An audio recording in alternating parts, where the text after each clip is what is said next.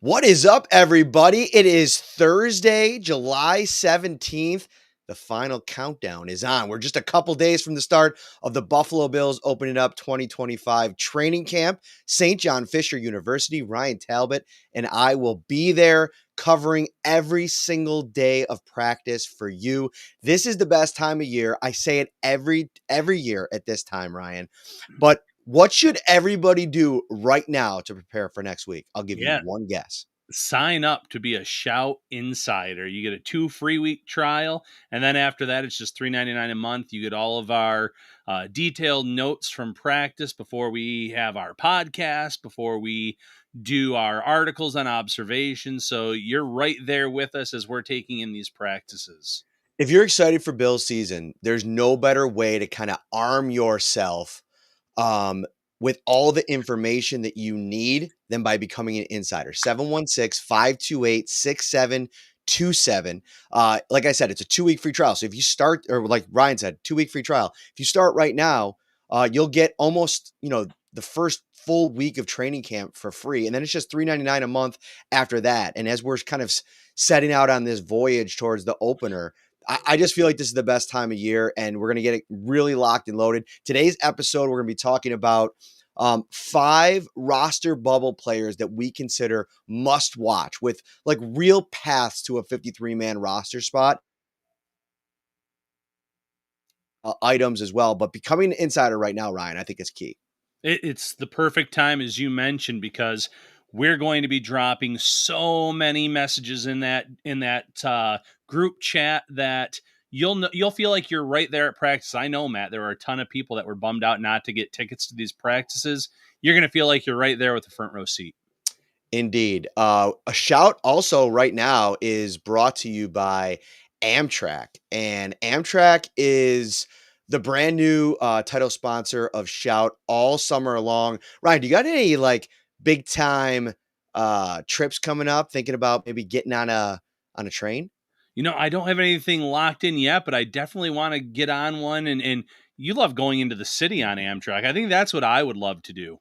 It's so easy. Like we drive to Poughkeepsie. You could drive anywhere you want in New York State. And, there's stops in Rochester, Syracuse, Utica, Schenectady, Albany, the Hudson Valley, Poughkeepsie. That's where we go. And then it's just park. Usually we go on the weekend. You can park for free and then just take the train in, drop you right off at Penn Station, head out right there by MSG. The comfort is unbelievable. No middle seats, plenty of leg room. The ease of travel is unbelievable. Free Wi-Fi, no baggage fees, generous baggage policy, a cafe car, and so much more. There's lots of discounts offered all the time. So make sure you set up your Amtrak travel plans ASAP. And if you go, make sure you let us know how it goes, because I always like hearing everybody's story. All right, Ryan, let's waste no more time. Before we get into our 5 must-watch players of training camp, which we're going to watch roster bubble players, I want to start off with Landon Jackson, because this was something that popped up over the last couple of days. I think got a lot of Bills fans panicking a little bit, right? The Bills Right. place him on the active, physically unable to perform list. And if you do that before the start of training camp, it gives you a little bit of versatility with what you want to do. There's no details on what the injury is. We'll probably learn that early next week. But whatever, Landon Jackson showed up when rookies reported earlier this week, whatever it is, he's not able to practice yet. So I think that they put him on this list in case you get to Wednesday next week and he's still not able to practice. If you're on the active pup list, you're able to participate in meetings, do work off to the side at practice. So I think this is just a little bit of a precautionary move. Yep. I don't know. I reached out to a couple of people. One league source told me that they expect him to be ready for the start of practice next week. So my alarm bells aren't going off yet, but it's somebody that I think Bills fans are concerned about, because if he has the kind of summer that they're hoping, he could be a real part of the mix here with Michael Hoyt out. And, always the concern there at Joey Bosa with his injury history. Right, with the depth on this team, and like you mentioned, the suspension to Hoyt, kind of knowing what AJ Epinessa's ceiling is. You still have the intrigue of Javon Solomon, but there really is a clear path for Landon Jackson to have a big time role as a top reserve type of player off the bench, coming in for Greg Rousseau or Joey Bosa.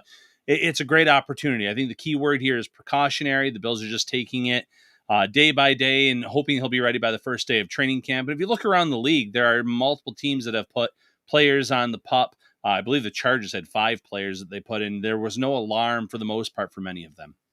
Uh, Somebody's asking about his injury. We haven't gotten it yet. The team isn't required during this portion of the off-season program, or even all the way up to the start of the season when injury reports have to start happening, to disclose what the injury is. I'm sure Brandon Beane or Sean McDermott will reveal what Jackson's dealing with, and we'll probably get a chance to talk to him. So we'll find out what popped up, when it happened, all that kind of stuff in a couple of days.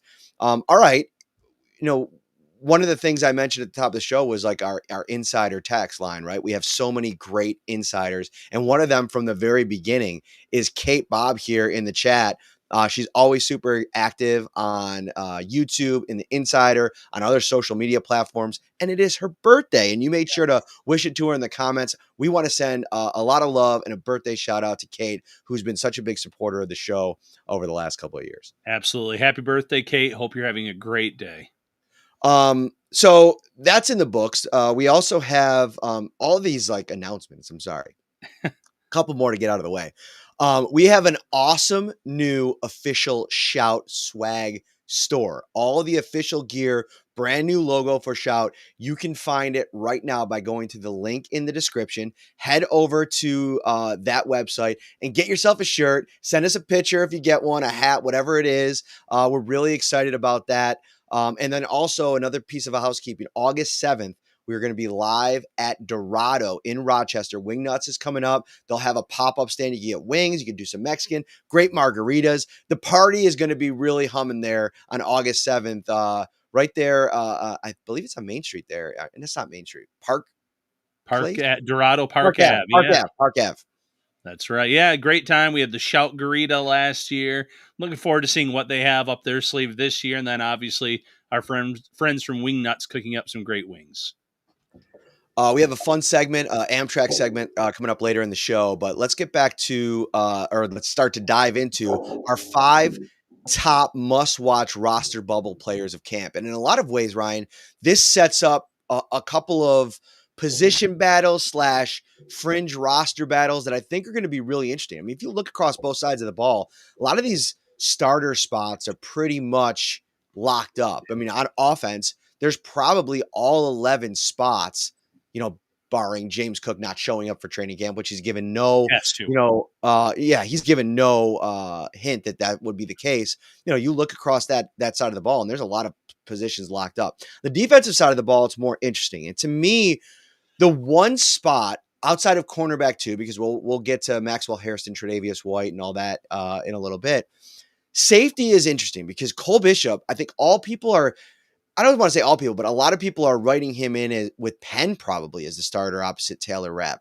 Mm-hmm. Is that safe to do at this point? We could talk about that. One of my top must-watch players of training camp is Derek Forrest because he's one of the great unknowns of that safety room. Coming over from the Washington Commanders, has played only a couple games over the course of his career, more known for his special teams. But when he did get an opportunity, I believe in 2022, he took full advantage of it. This is a guy that Ron Rivera loved there. Really spoke to Sean McDermott, Brandon Beane about the quality of player that they're getting. He had himself a really nice spring, and now I think interjects himself in, at the very least, the battle for that 4th safety spot. And if he has the kind of summer that, maybe some people believe he can have, I think that puts a lot of pressure on a Cole Bishop. Huge pressure, yeah. And listen, I'm one of the people, though, that has Cole Bishop, I would say, even in Sharpie, as long as he stays healthy, and that's a big caveat to this, it's going to come down to health. The Bills want to have him starting, but there needs to be some pressure on a second-year player. We've heard Sean McDermott say, I don't like to just hand out jobs, and I know Bishop's not a rookie, but he didn't play a lot last year, so in many ways, he is very inexperienced, and I want there to be guys to push him, so that way at the end of training camp, we're sitting here saying he earned that spot opposite Taylor Rapp, and, fans with Damar Hamlin, we've heard their thoughts. Some think he's a fine player, maybe better off as a depth option. I want him to be in the mix to kind of push Cole Bishop. Obviously, Forrest is another guy that I want to have him push this player because Forrest, when given the opportunity, as you mentioned, he looked like a very good, young, promising player. An injury took place, a new coaching staff took place in Washington over the last 2 years, and it put him behind the eight ball. It put him buried on that depth chart. So now this is a fresh chance, a new opportunity. Force is going to have to prove it, not just on defense, but also on special teams to make this roster. There's so many other guys that are going to be in the mix, rookies, veterans that the Bills love, like Cam Lewis, you name it. So safety is going to be a big battle. Forrest, though, is a great name on that list because he is the relative unknown of the players that the Bills have kind of in the mix for that top four. Jordan Hancock's so interesting because of where Yeah. they drafted him, but I think we don't know enough about how the Bills are going to deploy him. And a lot of times we've seen over the course of players' career, even going back to Taron Johnson, like if you remember when they drafted him, I remember that first training camp, they were still, or mini camp, they were still kind of toying with the idea of him bouncing in between boundary and nickel. Like he wasn't Mhm. drafted to be a slot only, kind of like Daquan Hardy was. And that's interesting too, Ryan, isn't it? Like Daquan Hardy, we're a year removed from a little bit of a hype train around him that's completely been deflated. You know, the Bills sometimes on day three find guys or invest in guys that they have a very specific vision for. And for Hardy, I feel like the lack of ability to secure a place within that vision as a punt returner, they go out and they trade for Brandon Codrington last summer. Like that kind of knocks him down the depth chart quite a bit. I think as much of a very important summer as it for this could be for Derek Forrest, it's very important for Jordan Hancock to figure out, okay, where do I fit into the mix here and make sure that I show that I can be trustworthy. You might have to knock off a Cam Lewis. You might have to knock off a Damar Hamlin, depending on where you end up on the depth chart and what position that you play. Yeah, and the Bills said they have a plan for Hancock, but it's all about execution, feeling comfortable with whatever that plan is. Maybe it's just one role, maybe it's multiple roles. He has so much athleticism and talent that he could be the heir apparent to Taron Johnson. He could be in the mix for a safety job. He can do a little bit of everything, and I'm excited to see how the Bills deploy him starting next week at St. John Fisher University. I want to get to number two here, but one of our regulars, Daryl, over on X and always commenting on the YouTube channel. We appreciate you, brother. Safety and defensive tackle should be an interesting camp watch. Does Daquan Jones have any juice left? I think that's interesting because he wasn't a name on my list because I don't think he's a roster bubble Right. player. I think that he's too much ingrained into locker room leadership. Even if he's not the same player, I think if you need to like vault a Larry Ogunjobi when he's back from suspension over Daquan Jones, I think you're comfortable doing that. Even though I know that they play a little bit of different roles. TJ Sanders is going to be in the mix as well. We'll get to him in a moment as well because yesterday something happened. TJ Sanders hasn't signed his contract yet, but something interesting on that in that department. We'll get to that in a minute. Where are you at with Daquan Jones, though? Because I think that's a fun little conversation to have sidebar here. Is there a world we live in week one where Daquan Jones isn't starting next to Ed Oliver? It would only be injury, in my opinion. He's lost a step. I don't think I can argue the case otherwise. He hasn't looked the same since his injury a few years back, but he's still a good enough player to be in the starting lineup. I think the Bills, though, want to go heavy rotation at defensive tackle and keep him as fresh as possible. He's on the downside of his career, but no, I don't see a scenario where he's not on that opening day roster starting opposite Ed Oliver unless it's an injury involved, Matt. I just to play devil's advocate, I think I'm in line with you. I think one scenario that I think could pop up is if we see a significant jump from Dwayne Carter. I mean, Carter's going to have to play from the jump anyway. And I think that if he shows throughout the preseason that maybe shifting over into more of that one technique with, Ed Oliver, TJ Sanders, Ogunjobi, who basically signed here in a lot of ways, he said, because this gets him back to what he was able to do in Cincinnati before he kind of had to Right. spend a couple years in Pittsburgh in that 3-4 system. He is a penetrator. He is a guy that's going to try to get after the passer, especially on third down. And I think you're very bulky, no pun intended, at that three technique role. Yeah. You look at a Dwayne Carter who might have to cross train over at one tech. Maybe that's where he's a little bit more comfortable. It's going to be interesting to see where he reports to camp, his body type. Has he added any weight? And maybe that is a way to kind of take some of the pressure off of Daquan Hardy because I just don't know if you can bank too much on a Deion Daquan Walker yet. Jones. What's that? Jones, you said Hardy because we Yeah, were sorry, talking about Daquan Jones, because I think we're not at a place yet where Deion Walker could even be really thrust into the picture right. here yet until we see enough in preseason and training camp and everything like that. Yeah, no, I agree completely. There's a lot of intrigue in the defensive tackle room, and TJ Sanders with the contract, and how quickly can he sign that? Is he going to be ready to go for that first day of practice? Meaning he'll have this deal signed. And Walker with the back injury, the Bills seem encouraged based on where he's at, but is he going to be a full go? Carter was someone the Bills drafted and had high hopes for, and last year was not a good season, simply put. And some of that had to do with a wrist injury, obviously. If not, maybe most of it had to do with the wrist injury. I'm intrigued to see what he looks like in year two. Did he put on more weight? Because, the Bills have some tweener guys, some guys that are in between that 1 tech, 3 tech, and the Bills have never gone with the massive 330, 340 pound defensive tackles, but you'd like there to be some more of the 310, 315, 320 range defensive tackles in that room. Thank you so much for watching across all platforms. If you're on YouTube right now, hit that like button, subscribe to the channel as well. We really appreciate everybody hanging out. If you're also watching on YouTube and you want to get a comment on the show, you could always use the super chat feature. Become an insider. We're always checking out things over there and keeping the conversation going on that platform. All right, number 2 for me, Ryan. And if you want to poke any holes in my list that I sent you didn't send anything back, so I think you were maybe in alignment here. If you have anybody to add, feel free. Number 2, I got Tyrell Shavers.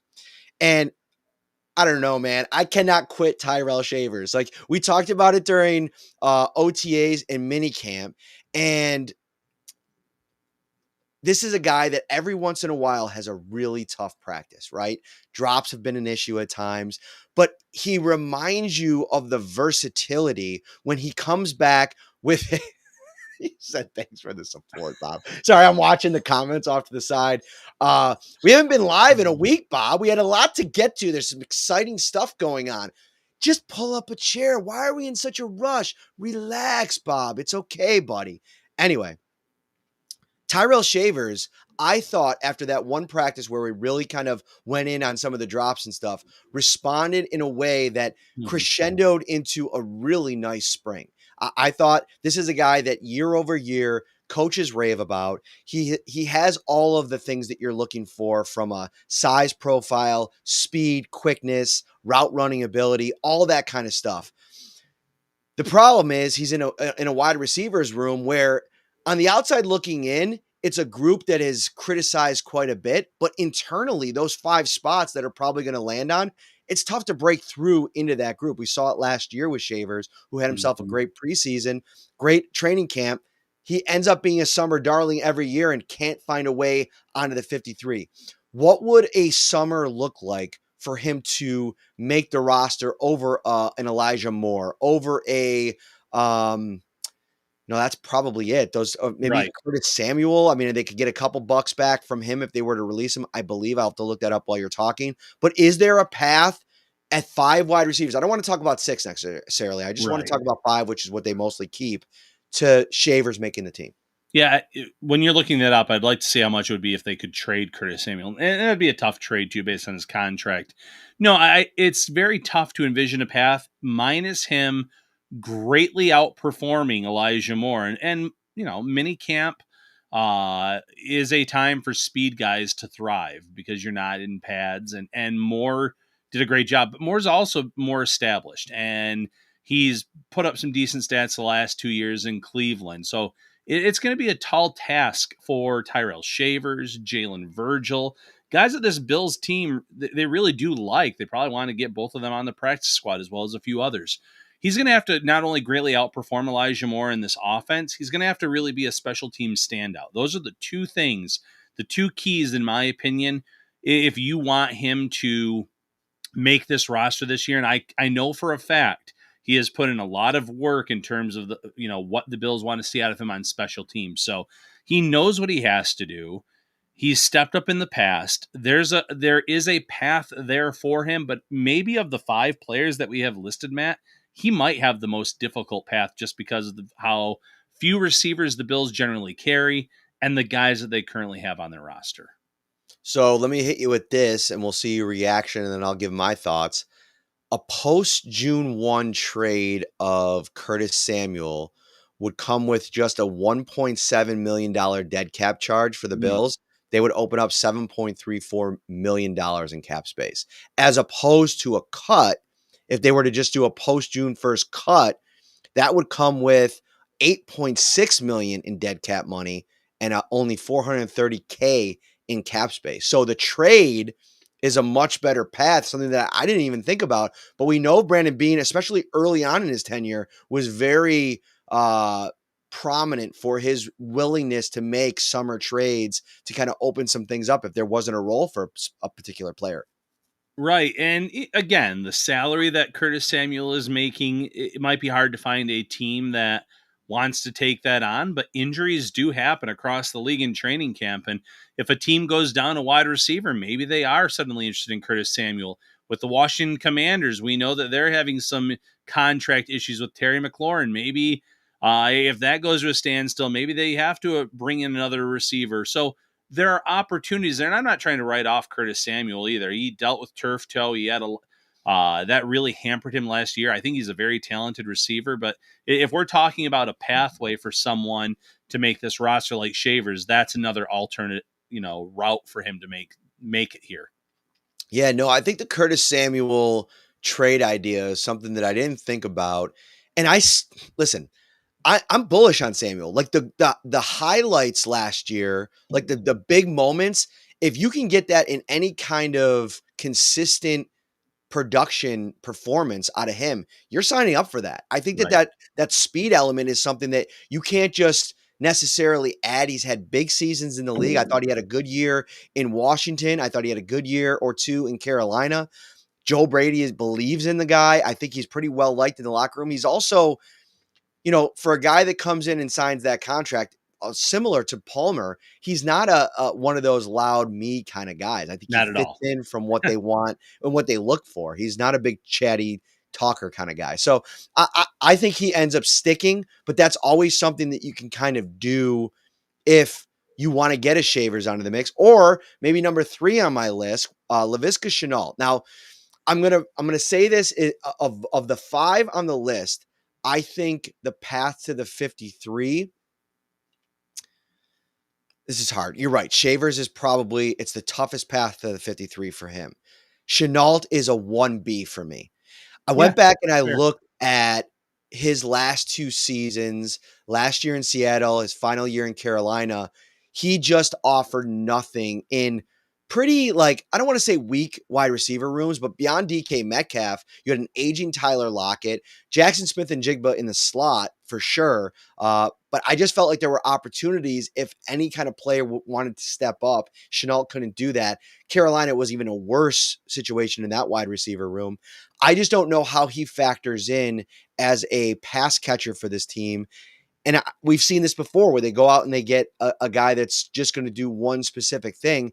If he doesn't do it at almost an arguably like Pro Bowl level, I don't see how you can roster him when you're making those 53-man decisions. No, and you have to factor in too that the Bills don't necessarily need or don't use or utilize a gadget guy on offense either. Because I feel like Chenault could do that, offer that to a team, carry the ball, be in the backfield, end arounds, kind of like what they tried with Isaiah McKenzie at times. But it's tough because they love their backs 1 through 3, so they don't want to give up any carries from the 3 of them. They have Josh Allen, so you don't want to take the ball out of his hands either. So the gadget factor's hard. The fact that they carry 5 receivers is difficult. Chenault's path to me ultimately is as a return man. Can he show that he can be a kick returner and a punt returner? Brandon Codrington is someone that I was considering, countering with on this list because I think they both are on this bubble. As good as Codrington was last year, he ended up getting PFWA all rookie team for his return ability. He was inactive late in the season for Buffalo because they wanted to go with more trusted players back there. He's explosive, but Codrington isn't going to bring anything to the cornerback room, much like I think Chenault isn't going to bring much to the wide receiver room when you compare him to those top 5, top 6, 7 players that the Bills could arguably put in front of him at solely at the wide receiver position. So Chenault is in this return man mode, and he's going to have to show out early on. And I know on training camp, it's really tough to show out on special teams as a returner because they're just doing these practice drills. They're not running full speed generally. It takes a few weeks. But come preseason time, Chenault's going to really have to shine if he wants to try to find a way onto this roster. Number 4 for me is Shaq Thompson, and obviously coming off of an injury. We talked about him quite a bit a couple weeks ago, so I'm not going to belabor the point here, but I find him and his potential role on this team to be interesting in a linebackers room with 3 established players that I think I would make the argument like Dorian Williams is in a position battle. Like I think he has an opportunity to win a job. Like as crazy as that might sound, because of all of the experience and big time performances that Matt Milano has had over the years. We talked about that. You got Eddie Ulofoshio, who's coming into year 2. Joe Andreessen, who projects as the top backup to Terrell Bernard. Balin Spector, to me, probably going to be on the outside looking in because of the injury Should concerns. be, yeah. And you're then talking about, do the Bills keep 5? Do they want to add Shaq Thompson in the mix if he has a strong summer? And that's, to me, what makes him such a must-watch player is, what does Shaq Thompson have left in the tank? Because even at 70% of what he was 2 years ago, I'm taking that over Balin Spector. Yeah, no, I'm taking over Balin Spector too, but I just don't know how you justify a roster spot for him unless you're keeping 6 linebackers. Or unless, I've seen some mock drafts from other media sites where Ulofoshio is on the, cut and put on the practice squad. I think the Bills want to give him a legit shot and they want to develop these young players. You mentioned they have 3 guys already in place: Terrell Bernard, Matt Milano, Dorian Williams. Andreessen was the talk of the spring, made the roster last year. Don't see how he wouldn't again this year. So now you're talking spot 5, and I would much rather go with youth, Ulofoshio, in that role if everything else is considered even. Ulofoshio is going to play on special teams. You have the time factor in terms of his age. There's more unknown with that, but man, Shaq Thompson is tough for me because his age. There's not a lot of players left in this league, Matt. They have the Carolina connection with Bean and McDermott. That you necessarily say, man, I need that guy on this team. And the last 2 seasons, he's played 6 total games. The injuries are a legit concern. I have trouble leaning him over Ulofoshio. I definitely would prefer him over Spector. Spector is a younger player, but we've seen the story here. He's always injured. He was injured this spring. He can't stay healthy. I think in an ideal world, if you could have a healthy Balin Spector, he'd be a player you'd want on your roster as a depth piece, but he can just never stay healthy. So yeah, he's in the mix, that being Shaq Thompson, but I have a hard time making a roster spot for him right now as well, unless the Bills go 6 linebackers. I think the most likely outcome, and John makes this comment over on Yep. Facebook, is Balin Spector getting cut, them going with 5, and Shaq Thompson being a practice squad guy, kind of like the modern day Josh Norman, right? Like we've seen former Carolina guys, AJ Klein, willing to kind of be that veteran presence and be available. Like you might not want to use a roster spot on him, and who knows, maybe he, is taking it slow at the start of camp. He might not even be doing team drills at the start. We don't know. I mean, I know he said he's going to be ready to go for the start of training camp, but we'll see how that develops. The last name on my list is, to me, like, he's not going to get any headlines, but his acquisition is so interesting in terms of timing because it came shortly before they added Tre'Davious White back to the mix. They didn't do a lot at cornerback in general outside of drafting Maxwell Harrison and Dorian Strong. And I know those are 2, investments in the draft. They bring back Tre'Davious White, but Dane Jackson was like the first move in a very quiet cornerback offseason for them. And this is a guy that started important games for them, went to Carolina, didn't work out there. Dan Morgan knew him, was part of drafting him here, gave him an opportunity in Carolina, didn't work out. He's very specific to this defense. Now, Dane Jackson, Tre'Davious White, his success is very specific to this defense. Tre'Davious White, DeMar Hamlin, to me, they're in a pocket of players from a defense that's been so good for so long here, but hasn't been good enough when it's mattered the most in the playoffs. And I feel like one of my biggest criticisms of these moves, bringing back Hamlin, bringing back Jackson and White, is kind of staying stuck in the past and something that, you know, hasn't worked for you.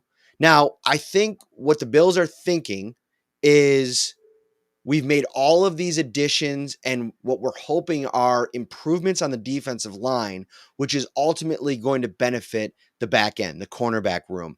You go out and you draft Maxwell Hairston. In a perfect world, Dane Jackson, Tre'Davious White, they're backup players, right? They're guys Right. that could come in and for injury or to be somebody in case somebody's struggling, like a rookie in Maxwell Hairston.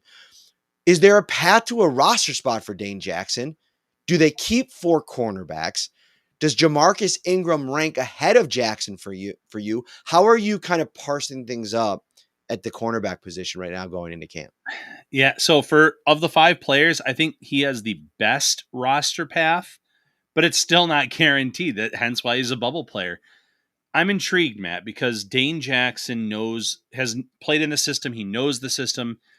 He's been counted on. He is reliable. He doesn't get beat. He's not flashy, though. The tackling is maybe less than desirable. So you might want him to be a little bit stronger in that area.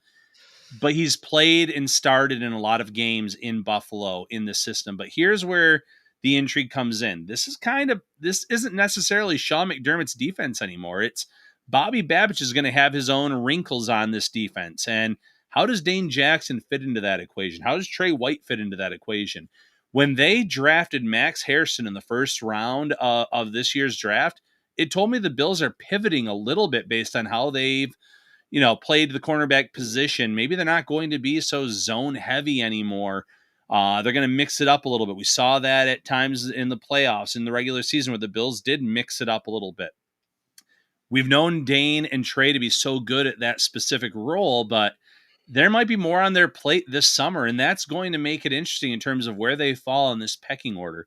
We know they have Christian Benford on the outside, Taron Johnson in the slot, and they want Hairston to get that other starting job. But, it could be veteran versus veteran. And I love Trey White, but how far removed is he in terms of trusting his body and trusting his lower body after the second serious injury? I thought he played a lot better in Pittsburgh than he did with the Rams. Dane Jackson, he looked awful in Carolina, but he's looked a lot better in this system. Jamarcus Ingram was one of your questions. I love Jamarcus Ingram. I love what he's meant to this team, to this defense, but I also don't know where he sits among the coaching staff in terms of the depth chart, because I thought he should have received more opportunities last year over Kyer Elam, and maybe it's just the first. Elam was a first round pick type of deal, and when there is an injury, you go with that guy. They were really trying to build him up last year.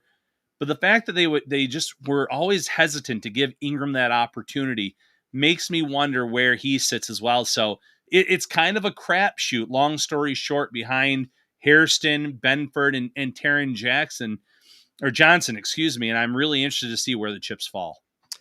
I think the problem for Ingram is they view him similarly to Cam Lewis, which has Right. benefited Cam Lewis for the most Sure. part over his tenure, as that, utility guy that can go do multiple things.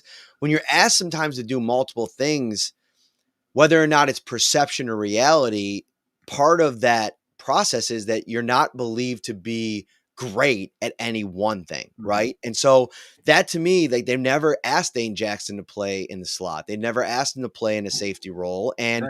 And so I think, like, if you just want to put Max Hairston as CB2 for now, just for the sake of argument, are Tre'Davious White and Dane Jackson competing for one boundary corner backup spot? Will they keep 2 of those?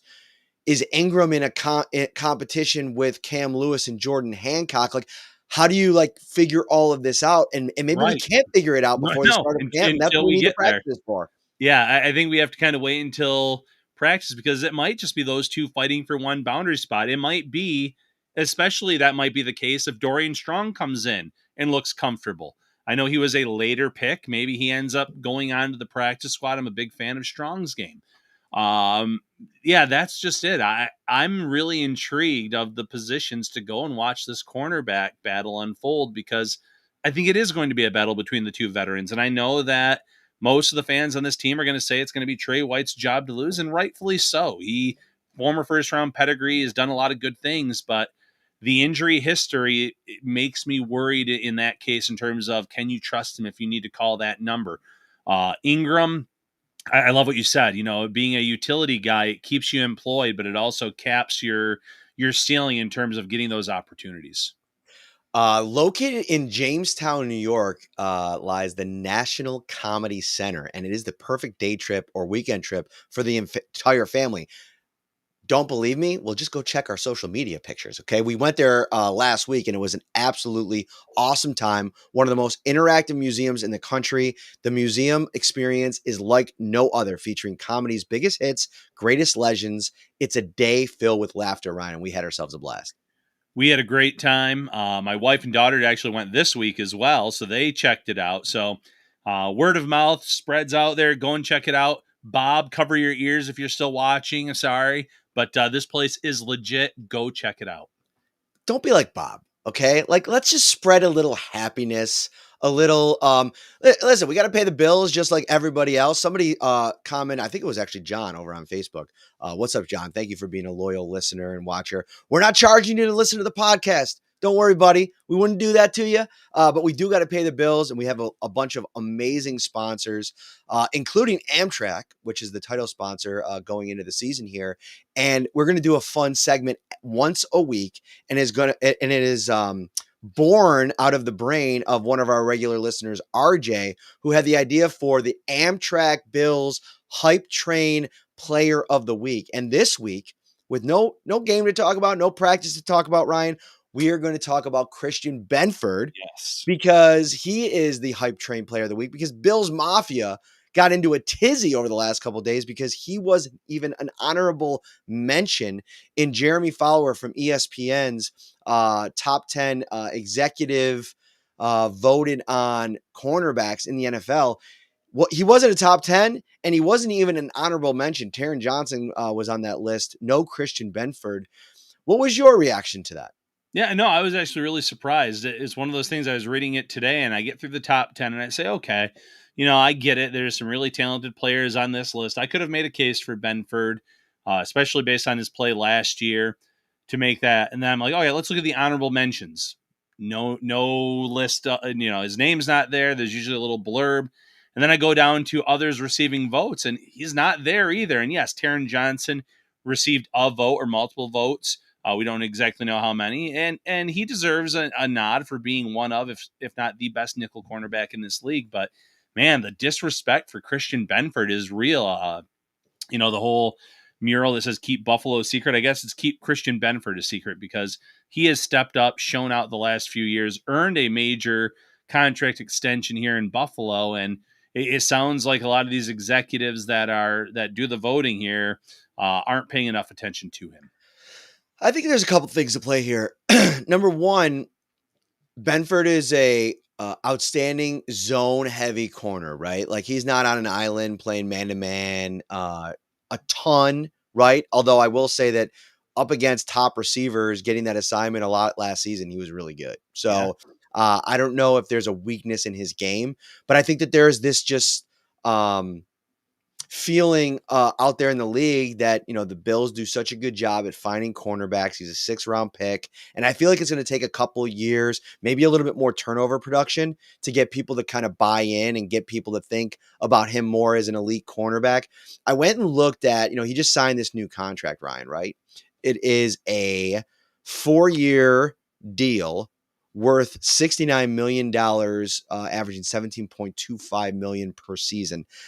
Where do you think that average 17 million averages per year in the NFL? Gosh, seeing some of the funny money going around, I'm gonna probably guess like anywhere from maybe 17 to 20 range.